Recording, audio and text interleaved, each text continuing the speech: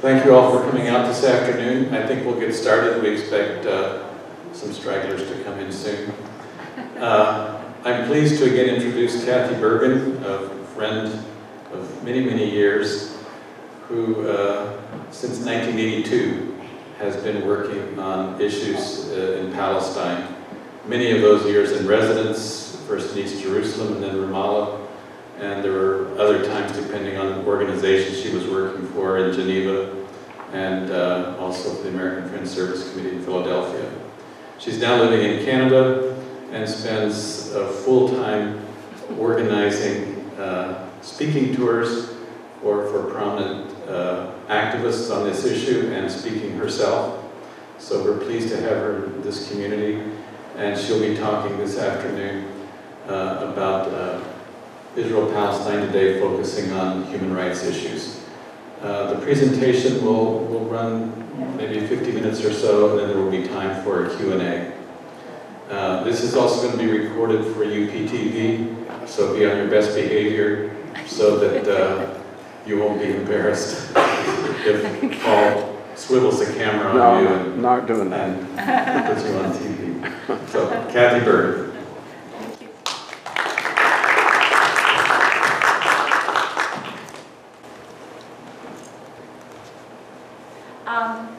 Good afternoon. Thank you, Danny. It's great to be back here again. Today I'm going to focus on human rights and international law as it relates to the Israeli-Palestinian situation. You may or may not have noticed that I don't call it a conflict. Sometimes, many people call it the Israeli-Palestinian conflict, but it didn't begin as a conflict. It began as one people, ousting another people from their lands. So it's not a conflict. I mean, sometimes we have like the war on Gaza and so on, but I choose not to call it a conflict as such, because it's not a conflict between two people like this. So I will also focus a little bit more on Palestinians living in Israel. So that will be another component. When we look at the old city of Jerusalem, we have 4 quarters in the old city. There's the Muslim quarter, the Christian quarter, the Jewish quarter, and the Armenian quarter. And this is the old city that is walled. This was part of part of Jordan for a time. And now, after the occupation, Israeli military occupation of 1967, it's become part of occupied Jerusalem. Okay, this is what I'm going to be focusing on. I won't spend any time talking about those, but rather get into the issues themselves. Oops. I always mess this up, don't I? Oh.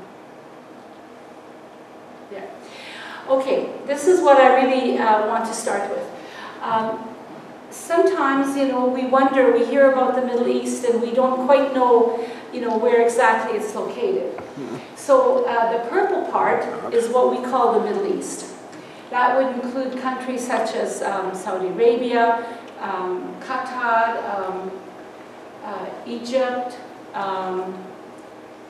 Israel, of course, Palestine, Jordan, Lebanon, Syria, Iraq. And then that you can see then in the context of Europe, and like the distances from Europe are not as great. And that's probably one reason why that the Middle East has been influenced by Europe far more than it has been, at least in the past, by North America. Okay. Here we see a picture of the West Bank, which was occupied in 1967. The Golan Heights at the top, the yellow part, and the Gaza Strip, which was occupied in 1967. This is actually a map that was drawn after the Israelis gave back the Sinai, which they also occupied in 67, but they gave it back to Egypt at that time. It was the first Camp David Accords. Here we have a map of British Mandate Palestine from actually the British Mandate was 1918 to 1947, when the United Nations decided to partition Palestine, historic Palestine. They decided to partition a land that did not belong to them. And the results of that, excuse me, were that the tan part was the area that was given to the Palestinians by the partition plan, which the United Nations voted on November 29th, 1947. In the middle you see a red spot. That was supposed to be Jerusalem, an international city, governed completely apart from Israel-Palestine. It was supposed to have an international mayor, and that never happened, of course, after the war of what the Israelis call the War of Independence and Palestinians call the War of the Arab-Israeli War. The idea of an international city of Jerusalem actually was completely suspended. The first mayor was supposed to be Mr. Evans, who is was a Quaker. I know his son and daughter-in-law very well, but of course he's no longer living. But he was supposed to be the first mayor, international mayor of this international area. The map on your right is what remained for Palestinians. The yellow or tan part remained for Palestinians for them to live on. After the War of Independence took place, as the Israelis called it, and the war of the Arab-Israeli War, that Palestinians call the Arab-Israeli War. So the tan part remained. The purple part is the part that that was gained by war, by force, and we no longer have Palestinians that have access to the sea from the West Bank, and there's no connection between Gaza, the Gaza Strip, and West Bank. So this was what we had at the time. Now, one of the things I'd like to just talk a little bit about is Palestinians who remained in Israel. So all of the purple and the blue part became Israel, according to the international community. Now, these are recognized borders by the... Is there some water? Sorry, I know this would drink. This became Israel, and the international community has more or less recognized those borders. Israel has never declared the borders as the borders of their country. And part of that is because there are many Israelis, not all, but there are many today, more Israelis than there were in the past, who want all of the West Bank also as part of their state.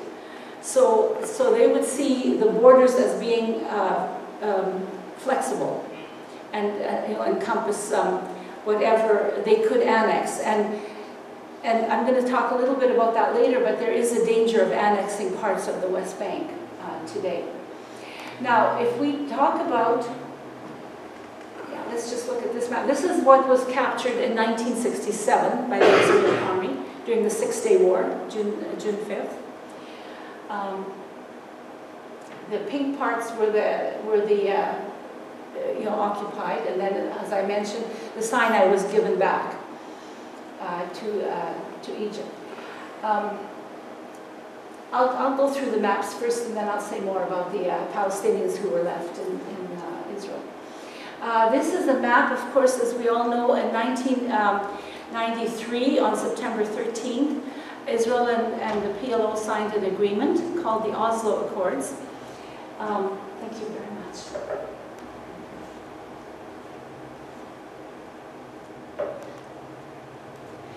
The Oslo Accords were not a peace treaty. The Oslo Accords were, it was over a 400-page document that was supposed to guide the talks towards a just and lasting peace between Palestinians and Israelis. Many Palestinians were very cynical about this, some Israelis too, but Palestinians thought that the way the Oslo Accords are written, there's no way that this can lead to a just peace and equality and so on.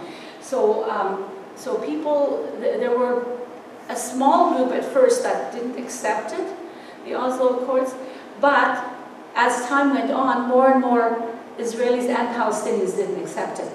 And when there were two architects of the Oslo Accords, Pandek and Hirschberger, and when Pandek died, just before he died just a few years ago from cancer, he wrote this article that said, Hirschberger and I, the essence of it was, Hirschberger and I always knew this was not going to lead to anything.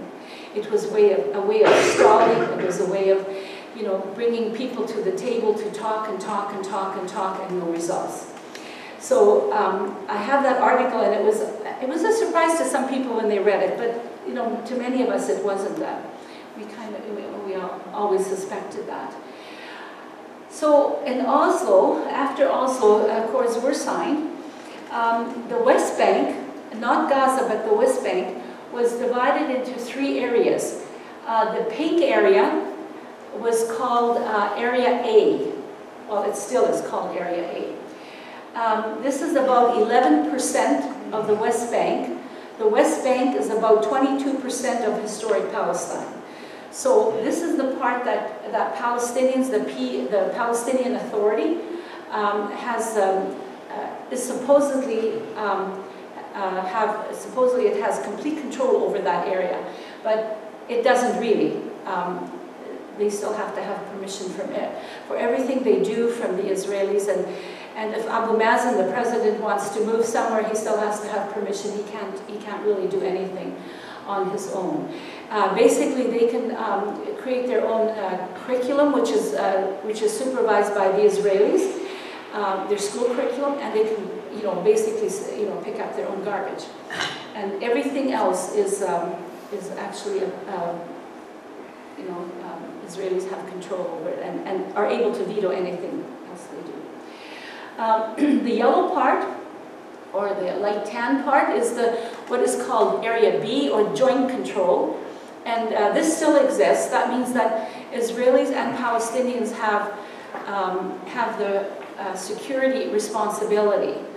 In reality, again, the Palestinian police that have been trained are in Area A and B, but really have very little to do or very little to say over what happens. The Israeli army can come in any time, and they do, and the Palestinian police just move out of the way and they do their thing, like arrest people and put people in jail and things like that. The big gray area is the part that contains settlements. There are now roughly 150 Jewish settlements there, and I say Jewish because you don't have to be Israeli to live in a settlement.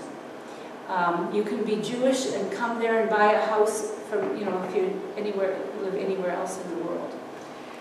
So a lot of people come there and they have summer homes. Like they'll come there and spend like the summer there with their children, and in winter they just are empty. So it's very difficult to get a count of how many settlers there really are living in the West Bank. But it's usually pegged around 600,000. Now, this gray area is the part that Israelis have worked very hard to dismantle structures, destroy homes. That's where most of the house demolitions happen. And the reason is that they want as much land and as little people, as few people.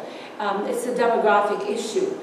And there's been talk for years now that Israel is going to annex that. So what you will have left then are a few Arabantustans. Well, at one point it was 250 something Arabantustans that will be sort of surrounded completely by Israel if Israel annexes that part. that gray part. And there will be no place for people to move. They already, the West Bank itself has over 500 checkpoints. And these can range anywhere from flying checkpoints, which means an army can come and set up a checkpoint anywhere, literally in the West Bank, and people have to go through it, sometimes be delayed for hours. There are some permanent checkpoints, and the checkpoints don't always, the checkpoints are often between Palestinian and Palestinian areas, so it has nothing to do with security. It has only to do with, making life, very difficult. Then you see Jerusalem. Now, the part here, this part within the green line here, this is called the Green Line, and it goes all the way from the north to the south of the West Bank, and includes West Jerusalem. The Green Line is the name given to the border, or the line that separates the West Bank from Israel. So it's called the Green Line. Now, this part is West Jerusalem. This part, from here is West Jerusalem. What Israel has done has extended the Green Line to include the Old City. And it has annexed, Israel has annexed or extended Israeli law to all of this part. And that has a lot of implications for Palestinians living there. You can see the narrow neck of land going up to Ramallah, so the Jerusalem boundary goes right up to Ramallah. What happens is that the main population of Palestinians are here and here and here. So they're all excluded from being in East Jerusalem. And there's pros and cons for that, of course, for Palestinians, because if you are part of the Jerusalem boundary, within the Jerusalem boundary, you have certain privileges, like you have access to the health system in Israel, Kupat Talim. And it's like Canada has this national health system. You have access to pension when you get older, because your employer has to pay the pension. The downside of it is that you are now considered a resident of Jerusalem, a permanent resident. You are not a citizen of Jerusalem at all, even though your family has been there for hundreds and hundreds of years. You can go to the West Bank beyond the Jerusalem boundary, but you can work there. If you live there, the Israeli government will say your center of life is not in Jerusalem, so you have to come.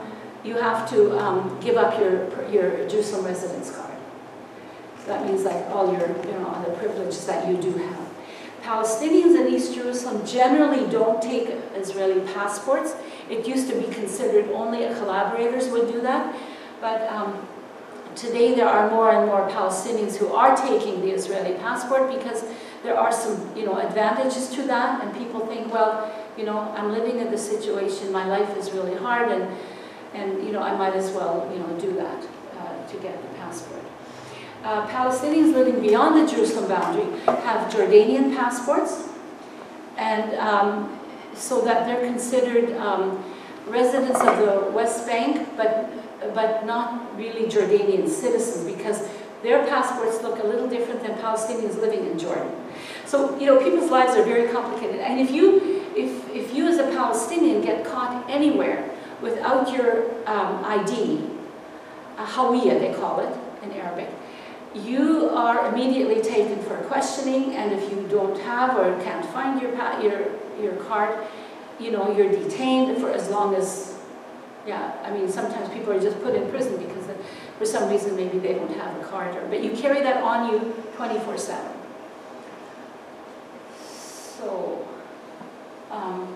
So here's a little bit of a summary of the maps from 1946, which is before the partition plan. The white area in the map on your far left is the area that Jews owned. Now remember, this is before the state of Israel, so we use the term Jews. And the green part is the land that Palestinians owned. And that's mainly between 1917 and 1946.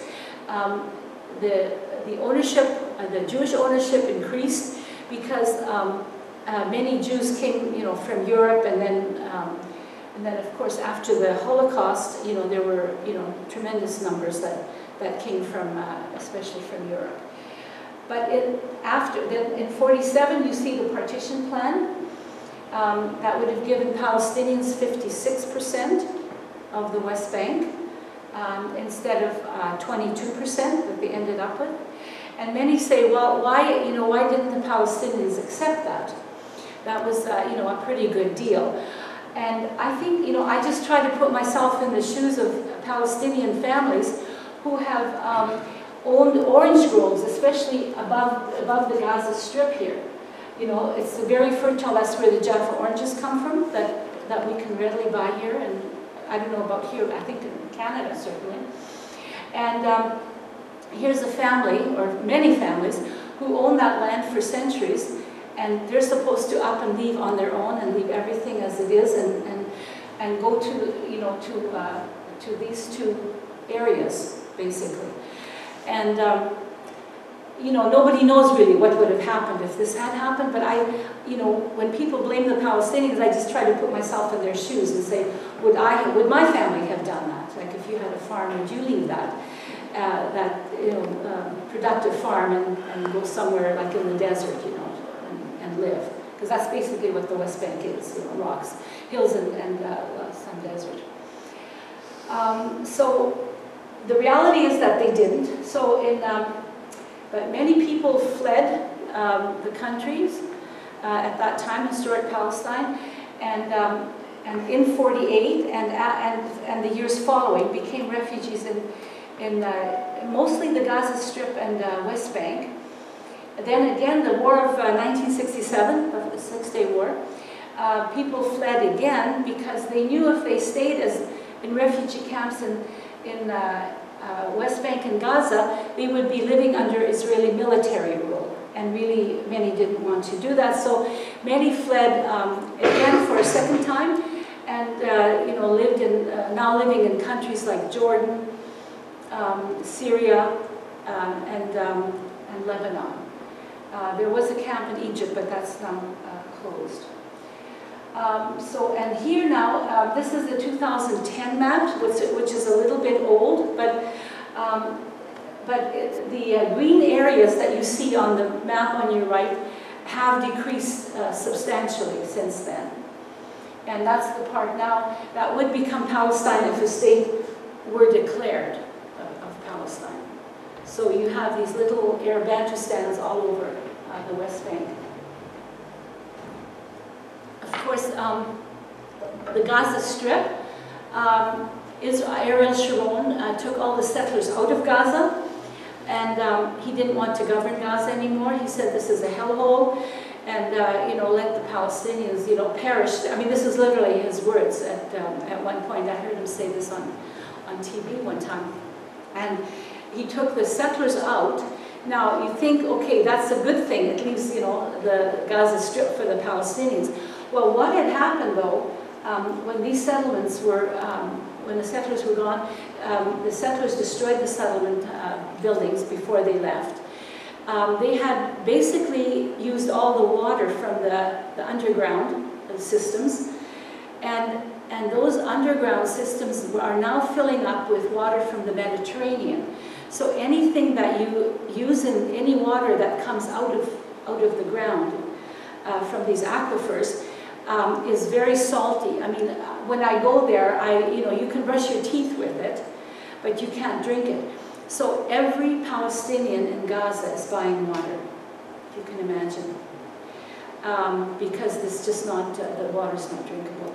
And Sarah Roy, who's an expert on Gaza and on Hamas, she's written a book on Hamas. You might be interested in reading. It's very well done.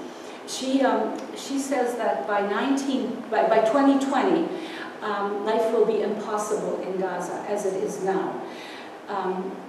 There can always be interventions. People can put up these water, what do you call it, distilleries, and that make drinking water out of the seawater. but by 2020, it's really believed that that Gaza will not be livable anymore. The other thing about Gaza is that it's had these 3 wars. Just in the last years, I was there for every war. I was in there and happened to be back there doing some work with MCC during the last war on Gaza. And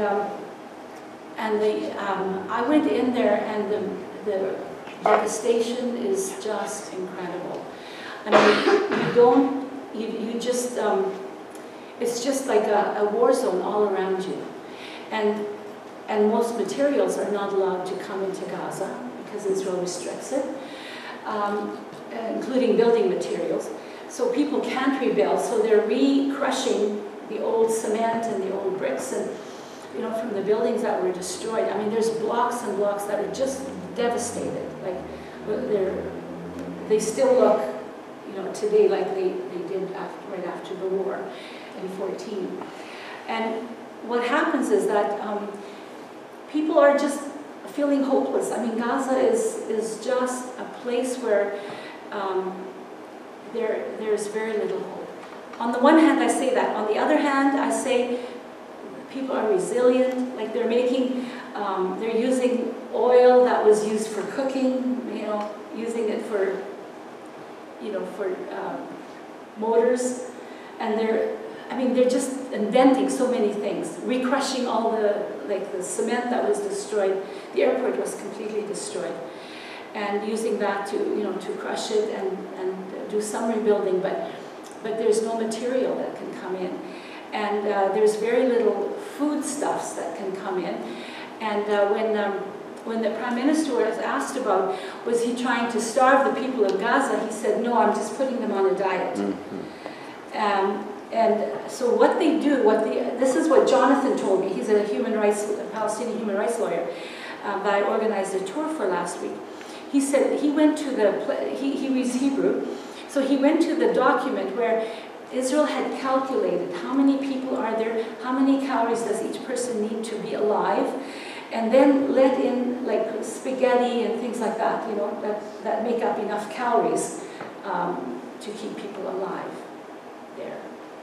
And when I was there 2 years ago, the agriculture is amazing there. They have strawberries, like big strawberries, very sweet, like a sandy soil, so it's very rich. And they were, we went to visit the farmers who were growing these, and there were trucks and trucks and trucks loads of strawberries that they had no way to, because Israel wouldn't let them out of the Gaza Strip, so they just were rotting, in the trucks. And the same with citrus fruit. It's a product of Gaza, and it was just sitting there. And, not at the time we were there, but we were there in March. But they can't export. They very seldom let things out. The only thing that the Gazans are allowed to grow and export to Israel is flowers. So which serves their economy. Then they can sell flowers. So I'm going to just very briefly define some terms because I know all of you would know these terms, but so we're all on the same page today. Now Israel, as I said, within the 67 borders that they have never declared, but the international community assumes those borders. Palestine, historic Palestine, would be Israel and Palestine. Today, Palestine would be the West Bank and Gaza. That's the part that Abu Mazen, the president, or Abu Mazen went to the United Nations for, to have it accepted by the UN on observer status. Jerusalem, there's east and west. Jewish, I always define Jewish as saying someone who calls themselves self-defined Jew is Jewish. The Knesset has spent years on that and has never really come to a real decision on who is a Jew, so I'm not going to try to do that. But a Jewish Israeli is someone who self-defines as Jewish and has an Israeli passport. There are Palestinians in Israel that stayed, and they have Israeli passports, so Israel calls them Israeli Arabs. They like to be called Palestinians in Israel because Israeli Arabs is the Israeli term for them. And and they like to be seen as part of the Palestinian nation, which they are. So Palestinian is anyone who was born in Palestine or historic Palestine. Occupation, military occupation that started in 1967 of the West Bank and Gaza, including East Jerusalem. People often use occupied Palestinian territory. You might hear that term more often. It's trying to make Gaza and West Bank seem as one. So they say territory instead of territories. Palestinian refugee is someone who fled in 1948. Many people so-called fled. Others were asked, were chased out. Others were killed, and then fellow people in the village, fellow villagers, would flee because they were afraid the same thing would happen to them. I know Bergen in his memoirs talks about Deir Yassin, which was a village of well over 200 people.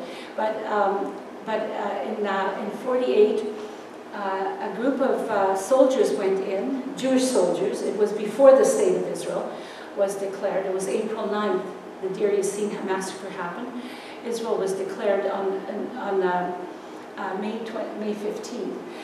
These soldiers murdered 250 men, women, and children, and then ended up, the soldiers ended up putting the survivors on trucks and driving through other villages, and with loudspeakers saying, if you don't leave, the same thing will happen to you as what happened to Deir Yassin, and people fled in droves. Of course, they were afraid, they were scared. So, yeah, so many of these people, as I said, fled into refugee camps. There are now 59 refugee camps in West Bank, Gaza. Gaza is mainly refugees, and Lebanon, Syria, and Jordan. Then a settlement is a community or housing built for Jewish use only. This is the definition of it. You can't live in there if you're a Palestinian. They will get Palestinians to do the labor because Palestinians will, have very few choices of where to work because most of their land has disappeared, so they can't be farmers like they used to be anymore. They don't have a lot of factory. They have some factories, but not a lot. So they end up working in settlements. So if you get thoroughly checked and you have a security clearance, you can go into a settlement and work, but you can never live there as a Palestinian. So what is military occupation? And I could go on and on. I won't do that because we don't have the time. But it means that the Israeli military controls every aspect of your life. Palestinians in the West Bank and Gaza live under Israeli military orders, of which there are about 1,500. And they can just come out of the military governor's office. They don't have to pass the Knesset. They don't have to be ratified or anything. But they just come out. They can be applied that day. They can be applied 2 or 3 years down the road. So you never know. Also, Palestinians living in the West Bank are governed according to Jordanian law, because that was the last country before the occupation of Israeli military. So they live under Jordanian law, military orders, British mandate law, and Ottoman law of the past 400 years before that. So these laws are all applied. Wherever the army sees fit, they will use the law to apply it for whatever they want. Here's a picture of the wall. This is just outside of Bethlehem, and the wall just snakes through. Here's another picture of the wall from the Mount of Olives. On your right, above the wall, is the Palestinian area occupied. But on the bottom part is what Israel would call annexed, part of annexed Jerusalem. A few more pictures. In some places, the wall is not really a concrete wall, but it's like a fence, barbed wire fence with electrical equipment on the top, or electrical wiring on the top, so people can't really cross it. Here's a picture of the wall snaking through the West Bank. You get many of these areas here are part of the West Bank. It doesn't follow the green line.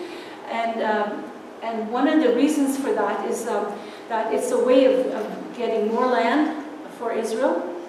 And it's a way of occupying or taking in all the aquifers. So with this wall now, Israel is controlling all the water, which they take and then sell back to the Palestinians. What does international law say about the wall?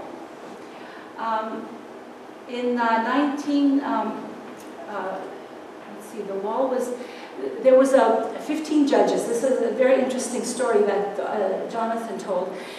There were 15 judges in the International Court of Justice that ruled that the wall was illegal.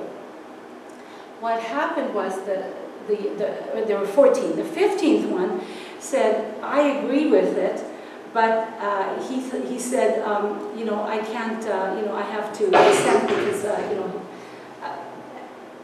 people thought for political reasons he probably dissented, which, you know, wasn't quite right, but one of the judges did dissent from the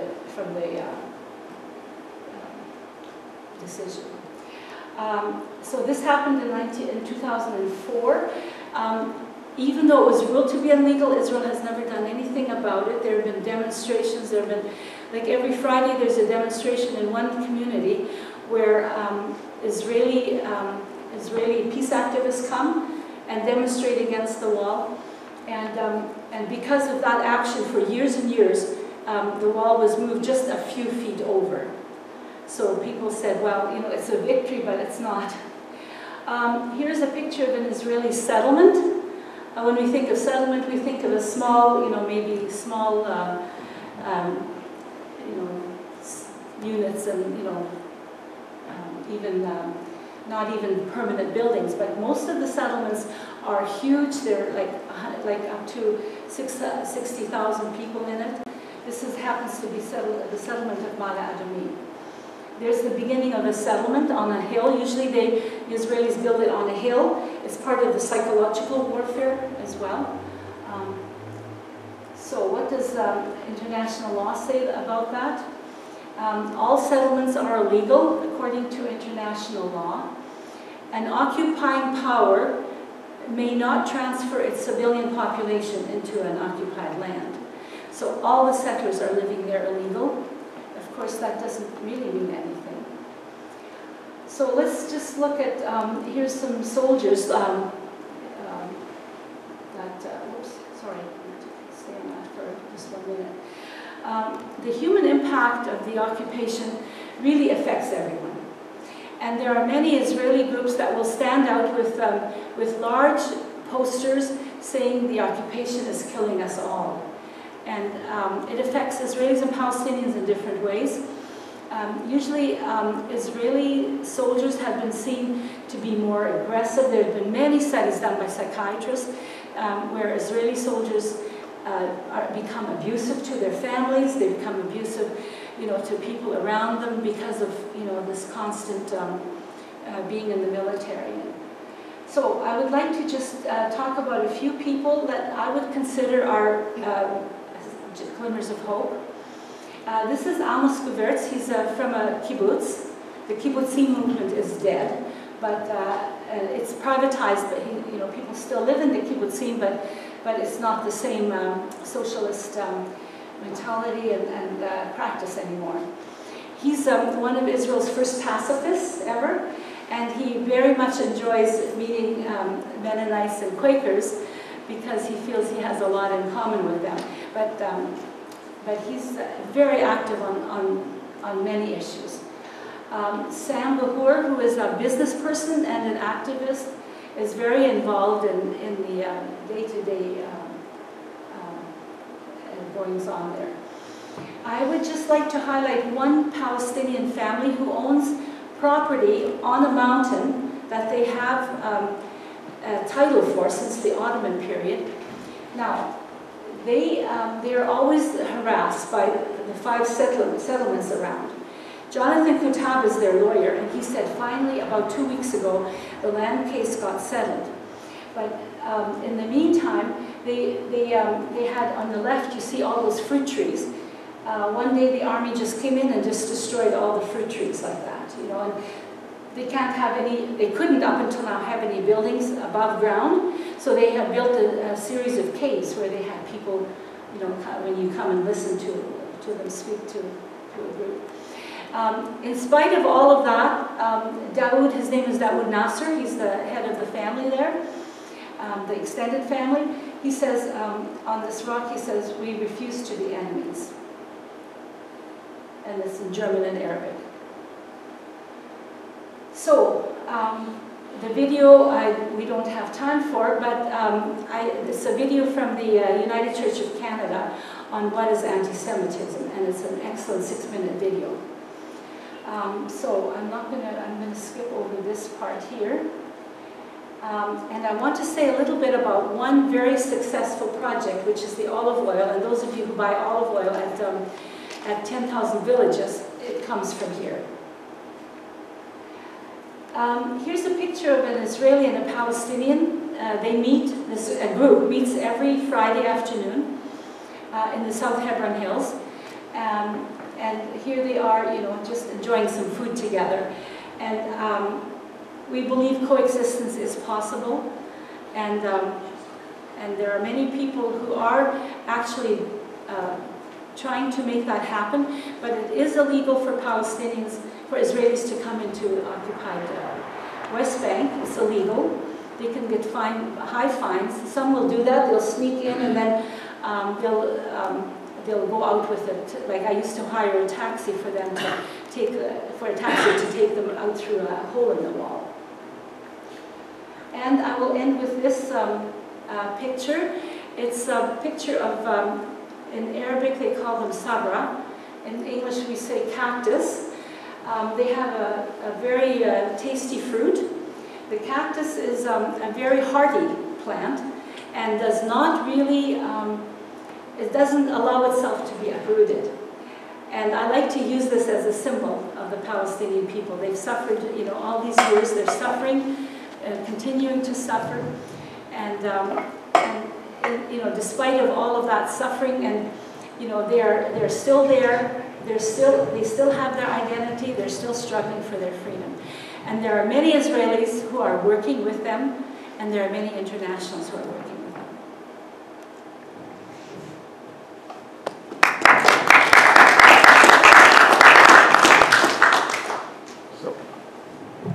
We'll do a Q&A, and Barb will bring a microphone around so that the recorder will pick up your questions.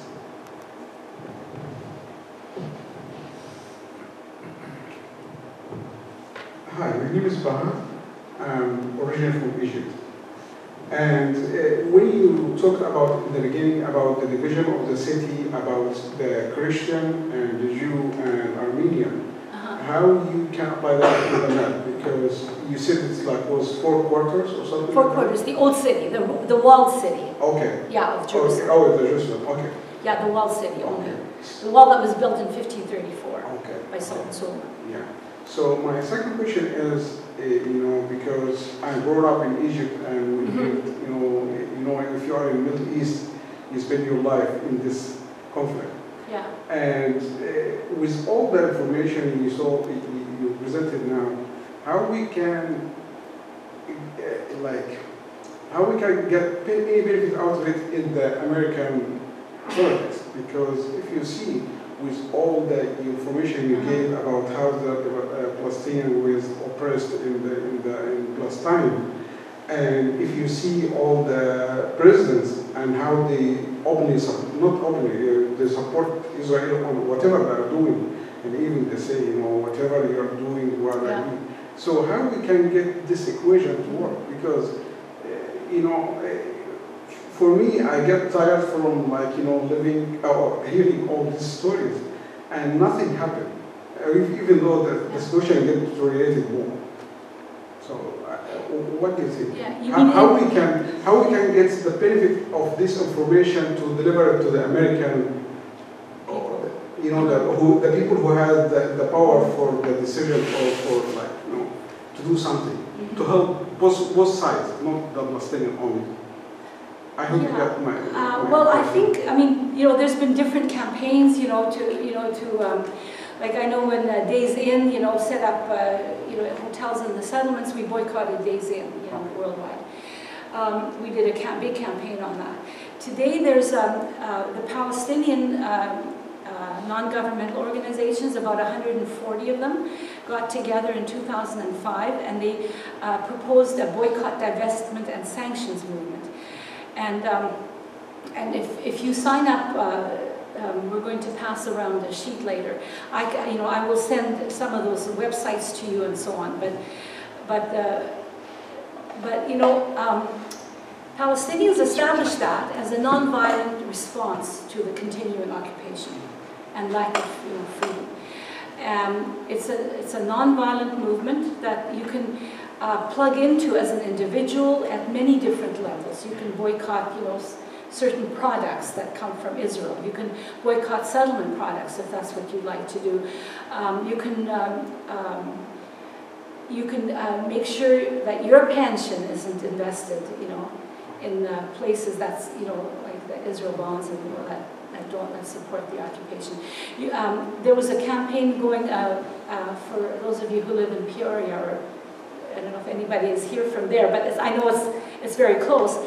The Caterpillar has you know, we had a Caterpillar boycott against the Caterpillar, and it was especially against the DC-9, which had this big shovel built on the top, on the front of it, that destroyed Palestinian homes. So, you know, becoming part of that was, you know, it was a letter writing campaign. It was people who bought shares. They went to shareholders meetings, and at one point the shares actually dropped significantly because of that campaign. So there's many things that can be done, and I can send some of that information out too.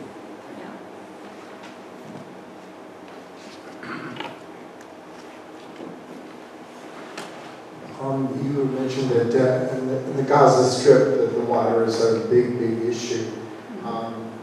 Do the Israelis have a blockade in the Mediterranean? In other words, if the Canadians, for example, wanted to send a shipment or send some desalinization equipment, would the Israelis get in the way of that? Yeah, there's basically a wall that's like the wall that surrounds the West Bank. I mean, it's not quite finished yet, but the Israelis have built a wall to surround Gaza Strip, and also one in the sea. So like people who are fishermen, and it's all men. There's one woman who's a fisher person, but it's all men. The fishermen can go out, I think according to international distance, I think it's 13 kilometers. Well, when we were there, our group, we met with the fishermen, and they showed us their catch for the day, because they could only go out 2 or 3 kilometers. They said once they get to 3 and 4 and 5, the Israeli Navy starts shooting at them. And one guy showed us the Soran, you know, they shot at, you know, at his legs. They didn't kill him, but another one, they shot the boat, so the boat sank, and you know the people on it had to make sure they got to some kind of safety. So you know the Israeli army and navy and doesn't even, you know, respect those international, certainly not international law and international standards. Does that answer? Yeah, it's just like incredible. Yeah. How the Israelis are thumbing their noses at international law. I mean, means nothing. Nothing. I mean, we use it like whenever we, you know, I used to write a lot of action alerts, and you know, we use it in that because, you know, if you don't, I mean, you can't have a jungle out there. You have to have something that guides, you know, the world community. But yeah, they don't care about international law at all. Really. Somebody had their hand up over here.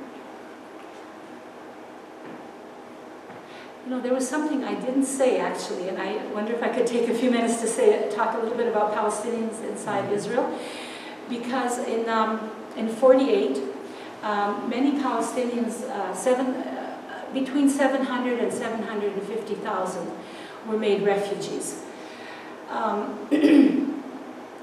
They actually, the ones that stayed, I don't know the number exactly that stayed, but some were internally, what we call internally displaced, and others actually stayed in their homes. They didn't leave their homes, like in Nazareth. Most people in Nazareth stayed. In fact, many internally displaced, people from different villages around Nazareth fled to Nazareth, and I was told overnight the population tripled and quadrupled, literally overnight. So people there had to cope with, keeping these people fed and sheltered and everything. The ones who stayed lived under Israeli military rule until 1965. And they had to have permission from the Israeli military governor to go anywhere. Like if they wanted to go from Nazareth to Haifa, which is all part of Israel, or to Tel Aviv or anywhere, they had to have permission from the military governor at that time. That was lifted in 1965, and then they were granted Israeli passports, not citizenship, but passports.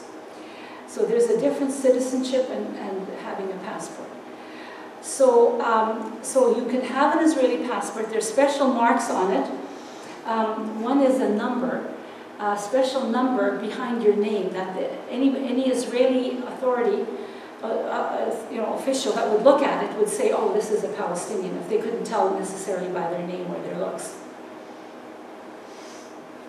So, so what happened is they were given a passport. They were allowed to, study in schools and universities, but there were certain subjects that are closed to them. Like they can't study, I believe it's chemistry and certain subjects. And I know, well, that's one of them, but there's others too.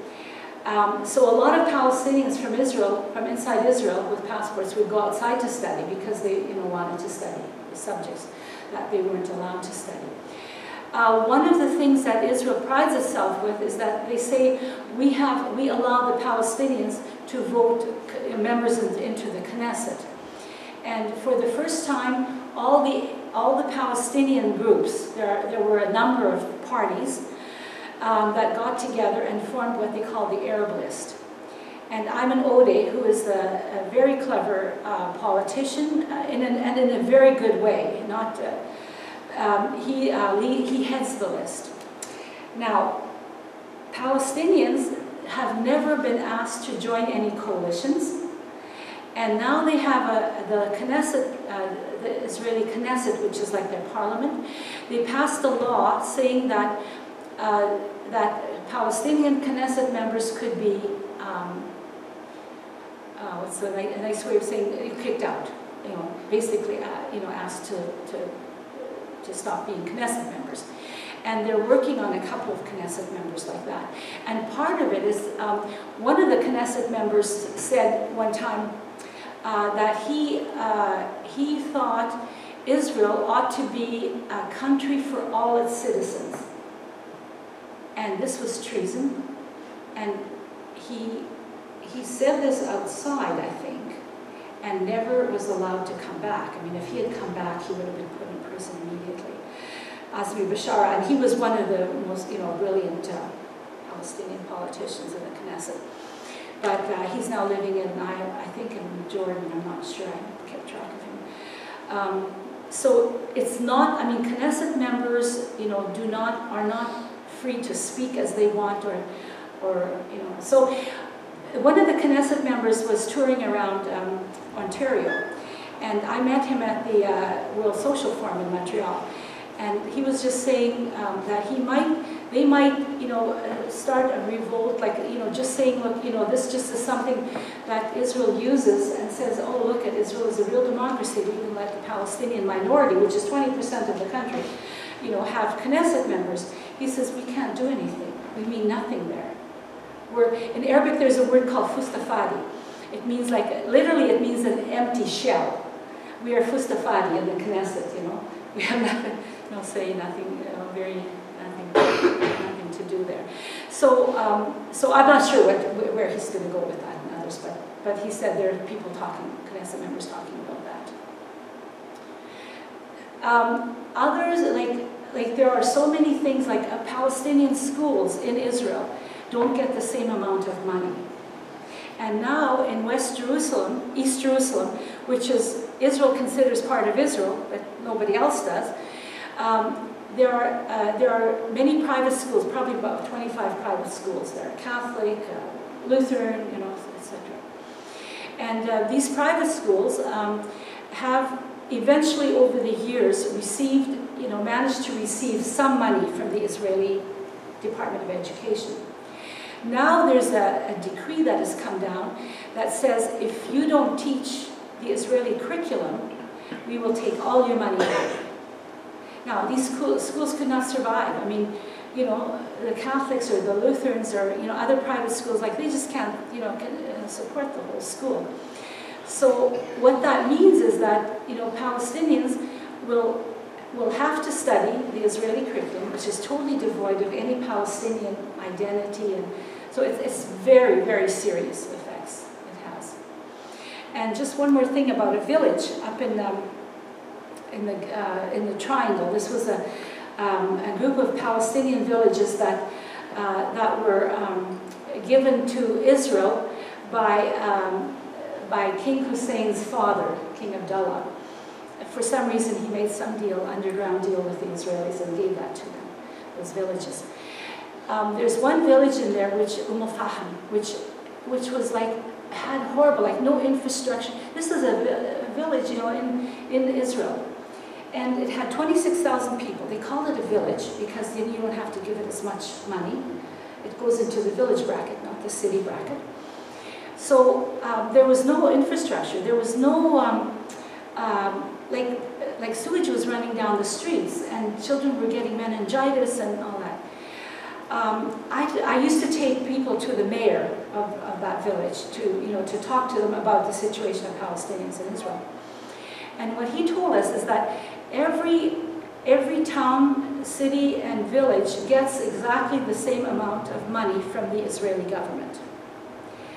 Now, villages Palestinian villages are not able to get money from the Jewish National Fund or the Jewish, any of the Jewish funds that give money over there.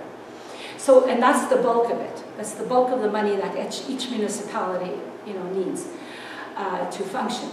So the Israeli government said, you go raise your own funds. Look, we're getting our money from the Jewish community around the world. Then they started, raising some money from Arab countries. Then the Knesset passed a law saying you have to prove that the money you get is not from a terrorist source. How can you do that? You can't prove that. Yeah. So this is the situation, and the same thing happens in schools too. So yeah, you have to raise your own funds. So it's it's equal but not be equal and unequal kind of situation for Palestinians there. And in some ways it's worse than for Palestinians living in Israel with the passports. Sure, they have freedom of movement, which Palestinians in the West Bank don't, and in Gaza not at all. But then they have these other things that they're dealing with on a day-to-day basis. So I just wanted to add that. Any other comments or questions? Yeah, just one question. So my question is, what's the point of Americans supporting the Israel blindly like that? I don't understand it. I've been here for a long time, but I don't understand why. What's the trick? If everybody knows that and hear all these stories, what's the thing to trigger this connection which nobody can break it? It's about supporting whatever they are doing there. I know. Because when the vote comes, for Palestine to be recognized even as an observer state, the majority, way over the majority of countries, recognize it as a state, but not Canada and United States. what, you know, I don't know, are there comments from any of you? Because it's really a mystery to me. I think some of it might be that people don't know what's going on, because especially in Canada, when I've done the speaking tours, you know, people say, well, why don't we hear about this? Now, the mainstream media doesn't carry this kind of thing, so you really need to go to alternative media, which will be on the paper that I will send out to everyone who signs up. Yeah, some alternative media. But people don't know, people don't care. I think people are involved in their own lives, they don't care. Not that they don't care, but they don't have maybe the time and energy to care and do something about it. Because you really, if you want to be involved, you really have to do something about it. I mean, we can't just, you know, sit back and get the information and then not do anything. So I encourage all of you to become involved. Can I address the question? I mean, it's an American question, and I study these things. Yeah. So, excuse me. Do you want I'll just stand here beside you, and it'll be fine. Yeah. Okay. You asked a question about the American support, and it has to do, America is a majority Christian background, whatever one means by that. We won't get into technical details.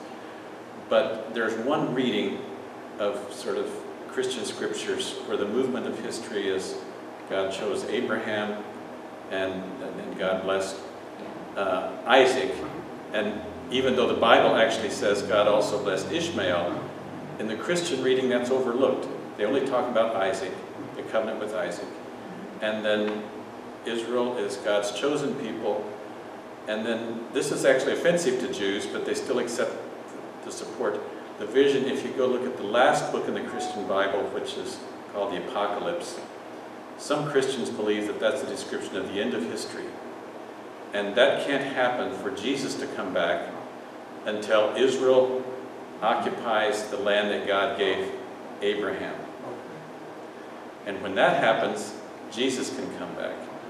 Now this is the tricky thing.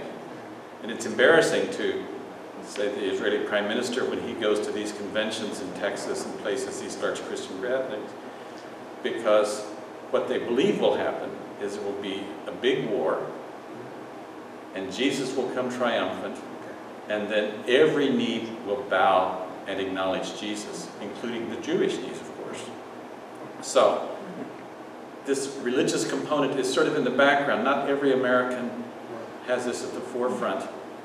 It's part of America's religious history. It's unconscious for many, conscious and very explicit for many.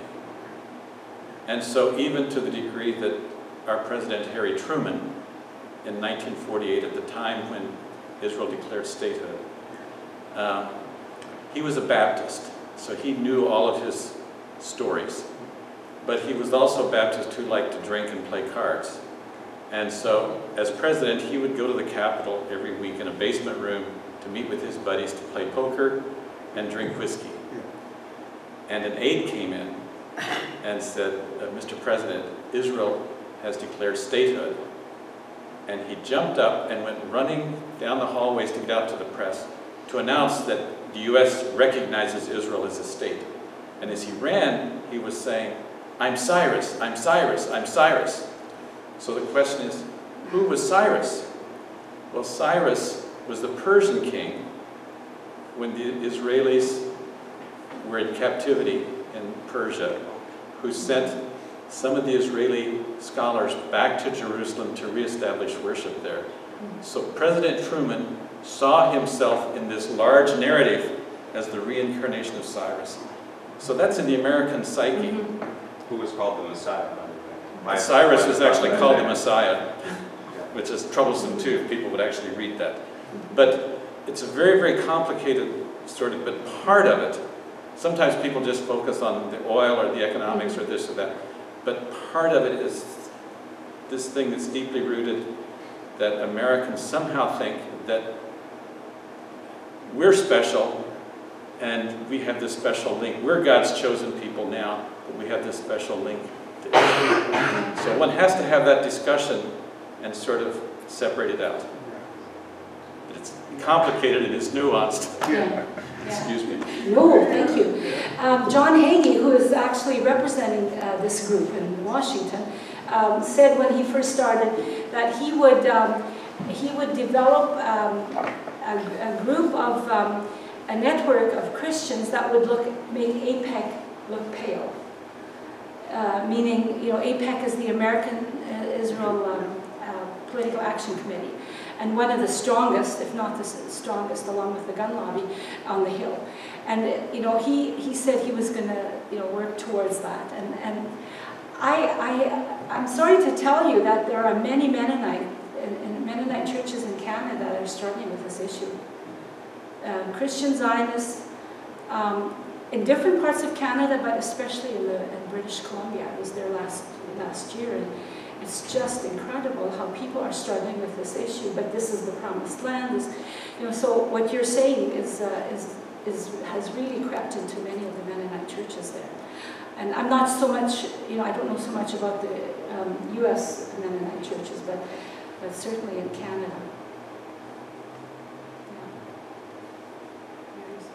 And there's a Mennonite church in, I was in a settlement, because I always take people to the settlements and hear the settler's point of view.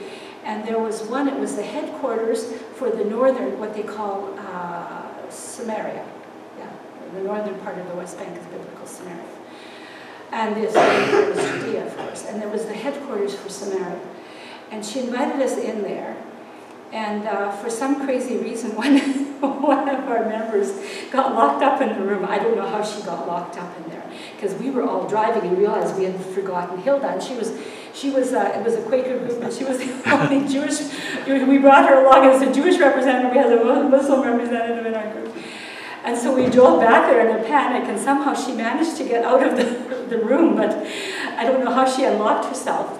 But she said while we were gone, she had just looked through all their maps and on the walls and stuff, and she says, I found several Mennonite churches that were supporting the Israeli settlement movement. Yeah, in the northwest of the U.S. Yeah.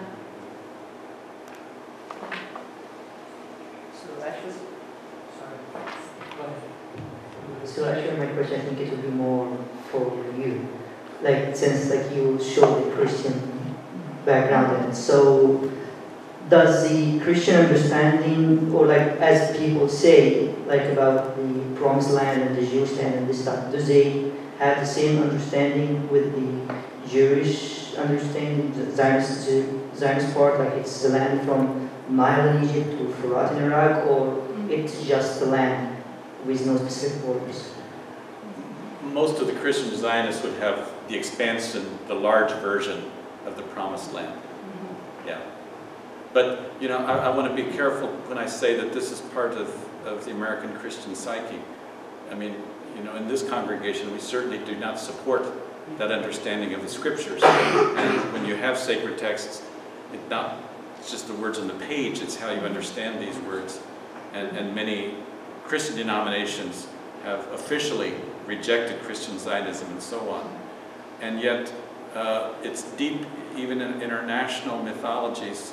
So when the Pilgrims came, the first settlers to Massachusetts, they saw themselves, their leader as the new Moses, they saw themselves as the children of Israel fleeing Egypt because they were fleeing persecution. And so this was the promised land. And then they saw the native peoples here the same way that Moses saw the indigenous population when they returned from Egypt. And so they justified American expansionism as a reenactment of this story. And so this is part of our national subconscious for many people, because these stories are retold, but no one ever actually stops to think about, actually, what are we doing with these stories? And do we actually want to apply them otherwise? Because other peoples have got their stories too about how the gods gave them their land. Do we recognize those stories? Where does it end? Yeah. And Rosemary Radford Ruther used to say, God is not a real estate agent.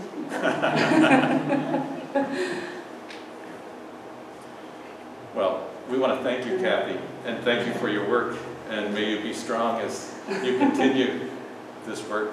And so, for many, many years, it's important to to go to North Americans Mhm. and tell them what's going on and inform them about this so that we can do our part in a variety of ways. So thank you for coming. Thank you. And there's going to be a conference for starting out in Bethlehem and then moving to Nazareth, organized by Sabeel, the Palestinian Liberation Theology Center, in March. I and a friend are doing a pre-conference tour. Also, there's a pamphlet there of a tour that I'm doing together with Joy Lapp, who teaches at the Wesleyan School in Mount Pleasant, Iowa.